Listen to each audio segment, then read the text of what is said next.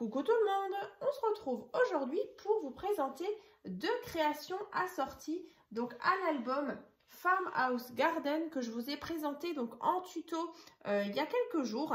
Donc bien sûr vous pouvez retrouver la présentation complète ainsi que le tuto donc qui est disponible en 3 parties donc sur ma chaîne. Je vous mettrai tous les liens dans la barre de description et vous allez également retrouver donc 2 codes promo donc grâce à la boutique Scrap for Love. Donc c'était un petit partenariat que j'avais avec cette boutique là. Et donc le code promo Créascrap 10 donc qui vous donne droit donc à 10% de remise donc sur tout le mois de janvier. Donc profitez-en, il reste encore quelques jours. Et donc encore une fois le code promo Créascrap 5. Donc ça c'est une offre permanente donc qui vous permet de profiter donc 5% de réduction donc valable toute l'année sur toutes vos commandes. Donc voilà, ça c'était la petite parenthèse. Donc je vous disais, du coup il me restait quelques petites chutes de la collection, donc Farmhouse Garden. Donc, et je voulais justement refaire 2 cartes. Alors celle-ci, je vais déjà vous la montrer. Donc celle-ci, vous l'avez vue il n'y a pas trop longtemps. Donc c'était fin d'année dernière, donc sur un thème Nouvel An. Donc je vous avais présenté ça juste avant Noël. Donc c'est celle-ci. Voilà, donc devant, derrière. Et donc c'est une carte pop-up. Si vous vous souvenez bien, c'était donc la carte vitrine ronde pop-up. Donc je vous l'avais présenté vraiment sur 2 thèmes. Bonne année, nouvel an. Donc je vous remettrai le lien du tuto bien sûr dans la barre de description. Donc là sur un thème bonne fête. Et voilà donc à l'intérieur de la carte vitrine. Donc là on retrouve, vous voyez, des petites choses qui sont suspendues grâce à du rhodoïde. Donc vous verrez dans la vidéo, je vous explique vraiment tout. Ici on a cet emplacement où on peut venir glisser soit un petit message, soit une carte cadeau. Ça c'est vrai que c'est sympa aussi. On peut le faire sur vraiment plein de thèmes. Thème anniversaire, thème de Noël, Nouvel An.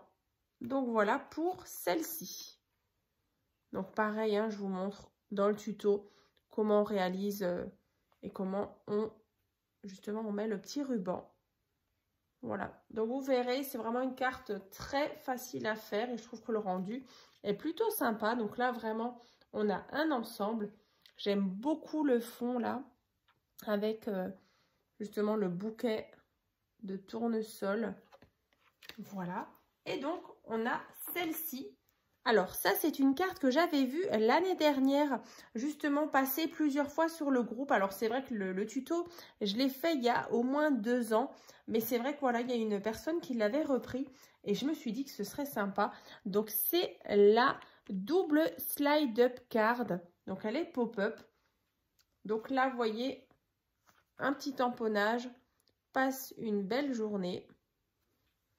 À l'arrière, on retrouve les beaux papiers. Ici, un porte-carte.